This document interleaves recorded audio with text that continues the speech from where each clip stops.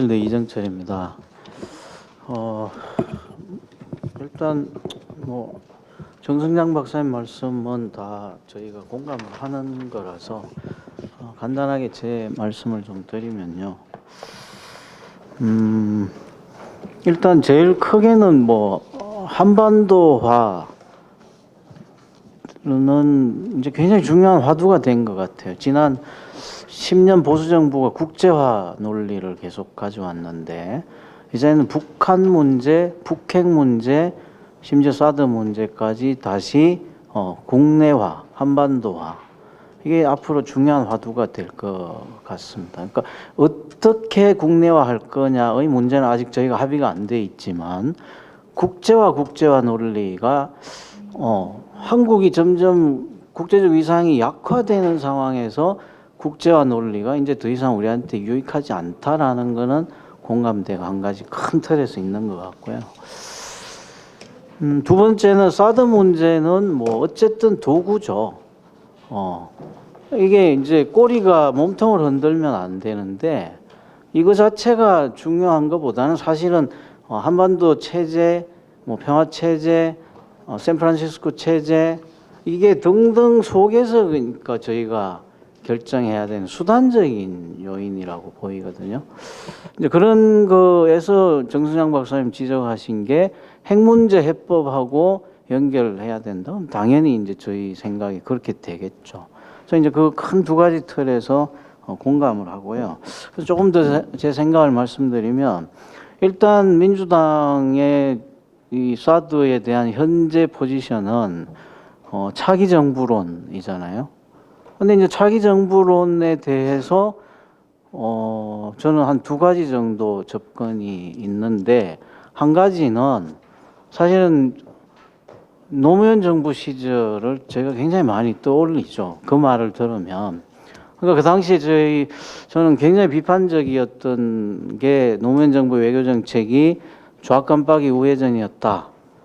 그 상처가 저는 아직도 이제 굉장히 많이 있다고 보이고요. 그래서 차기 정부에 맡기겠다라는 레토릭을 많은 사람들은 사드 반대라고 해석을 하는 퍼블릭이 많죠. 그런데 이게 사실은 정부 집권한 후에는 미국에 정상회담 갔다 오고 해서 이게 불가피하다 이렇게 갈 가능성이 훨씬 높기도 하거든요. 외교적 입장에서 보면. 그래서 심지어는 한미 정상회담 하지 마라 한 6개월간. 임기 초에 대통령이 한미 정상회담 하고 오면 꼭 이제 이 정책의 커버가 발생하는데 그건 한미 동맹의 중요성 때문이기도 하고 외교부 관리들의 이제 대통령이 관리하기의 덫이기도 하고 등등등등 현상들이 생기기 때문에 그런 비판까지 있죠. 근데 이제 이 정부 앞으로 들어설 정부가 만약에 민주당 정부를 하면 차기 정부론의 본질이 그러면 뭐냐? 좌깜빡이 우회전을 하지 않고 간다면 그러면 이제 뭐냐? 반대냐 아니냐? 이런 논의가 이제 돼야 되겠죠. 근데 이제 거기서 많은 사람들은 또 일부 사람들은 그런 것 같아요. 미중이 큰 틀에서 둘이 결정하면 제일 우리가 편하겠다. 근데 그건 이제 사실 우리 한국이 외교를 포기하는 거죠.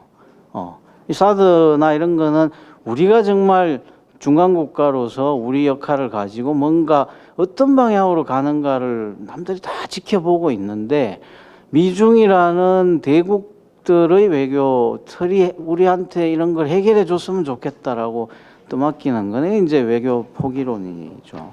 그러면 이제 결국은 차기 정부에 맡긴다라는 말과 담론의 뜻은 차기 정부가 들어서서 핵 문제 해법이라든지 샌프란시스코 체제라든지 한반도 평화 체제라든지 이 모든 구조적인 한반도의 안보 문제와 통일 외교의 방향과 또 우리의 중간국가 외교를 한 틀에 두고 총체적인 해법을 만들어 간다라는 뜻으로 저는 이제 해석을 하고 있고 그렇게 할 거라고 생각을 하고 있습니다.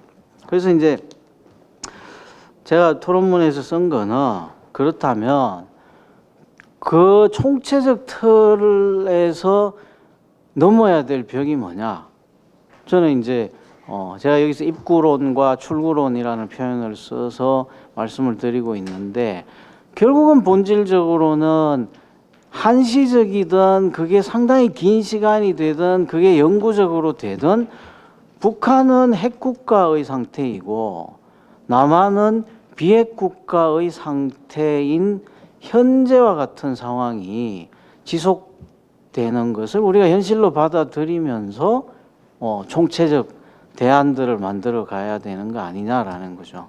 그 얘기는 뒤집어 보면 어떤 의미에서는 우리가 지금 들고 있는 CBID나 비핵화라는 구호가 이게 그냥 레토릭으로 되는 것을 수용하는 상황이 와야 될 수도 있다라는 생각을 저는 하고 있습니다. 개인적으로 칼빈슨 얘기를 많이 하시고 뭐 걱정이 많이 되는데 제가 보기에는 칼빈슨은 선제 타격론이기보다는 요격 이후의 억지를 위한 것 같아요. 그러니까 북한이 ICBM을 쏘면 미국은 요격하지 않을 수가 없죠. 뭐 이 트럼프가 몇 번 자기가 장담한 것도 있고, 그리고 여기서 만약에 요격에 실패하면 미국이 그동안 30년 해왔던 MD 체제가 미국 내에서 완전히 무너질 가능성이 있죠.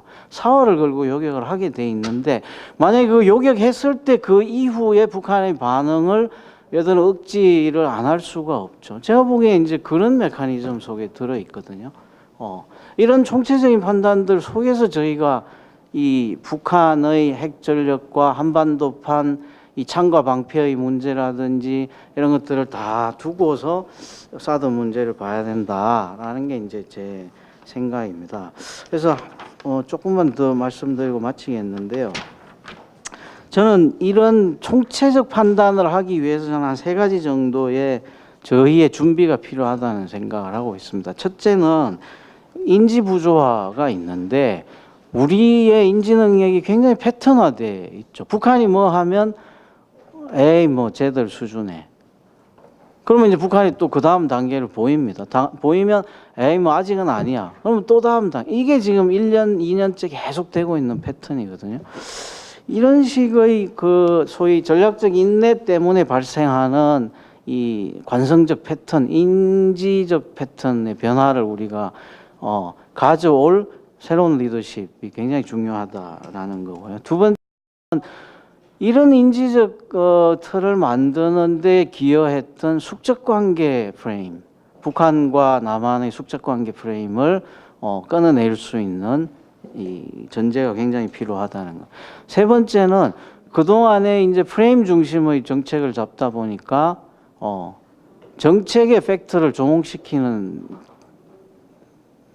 판단들을 굉장히 많이 했는데 사실은 반대가 될 때가 됐죠. 팩트에 정책들을 맞춰가는 그게 이제 저는 굉장히 필요하다라고 생각을 하고요. 제일 마지막으로 저는 그런 큰 틀에서의 대책 마련을 위해서 이제 뭐 사드 문제에 대해서 손실과 이득을 많이 따지는데 저는 개인적으로는 지금 현재 우리가 대중국 외교나 대미국 외교를 하는 것은 이게 이제 대국 외교다라는 생각입니다. 이게 그냥 덕실을 따져서 판단할 수 있는 문제가 아니고요. 또 그리고 이 도구적 이성을 가지고 판단할 수 있는 문제는 저는 절대로 아니라고 보고요. 그래서 그런 식의 접근에 대해서 사실 노무현 정부 때 굉장히 공격을 많이 받았고 그 공격 앞에서 뭐 한순간에 저희 외교 원칙들이라는 게 무너졌죠. 기억나시지만 다 동아시아 이 동북아 균형자론 그 밸런스라는 표현 썼다가 미국한테 계속 공격받으면서 그게 사실은 뭐 일본과 중국 사이를 의미한다라고 했다가 그것마저도 후퇴해서 밸런스라는 표현을 우리 안 쓰겠다라고까지 같은 굉장히 굴욕적 과정들이 있는데 이런 도구적 이성을 가지고 지금 동맹 문제나 뭐 중국의 이 사드에 대한 압박 문제나 이런 걸 해결할 상황은 저는 아니라고 생각을 합니다. 그래서 더더욱이 샌프란시스코 체제 해체라든지 북핵 문제를 인정을 하고 북한을 핵국가로 보고 우리가 비핵국가인 상황에서 한국의 상태를 평화국가론으로 갈지 평화협정은 어떻게 할지 이런 총체적 틀을 만들어내면서 이 미국과 중국과 또 일본과 등등의 나라들에 대한 우리 입장들이 필요하다. 그래서 제가 이제 거버넌스, 비대칭 거버넌스라든지 뭐 재난구호 거버넌스 이런 표현들을 좀 썼습니다. 그리고 뭐 끝으로 하나만 첨언하고 마치겠습니다. 정선장 박사님 말씀하신 거에서 이 사드에 대한 뭐 이 배치 과정에 대한 문제 제기하셨는데 저는 이제 공감을 하면서 조금 더 그걸 일반론으로 만드는 게 좋겠다는 생각입니다. 뭔가 그러면 외교안보 통일 문제에 대한 소위 민주적 통제 이 문제에 대한 이 제도화가 앞으로 굉장히 중요한 우리 외교 정책 또는 통일 정책의 방향이 될 것이고 이 민주적 통제의 문제들을 자기 정부가 소위 안보 논리를 또는 동맹 이익 논리를 넘어서서 이 대중의 민주적 통제를 구현할 제도적 장치들을 마련하느냐 안 하느냐. 저는 이제 그게 사실은 북핵 문제, 사드 문제의 국내화 과정에 더 전제가 되는 프로세스다 이렇게 생각합니다. 네, 이상입니다. 예, 예.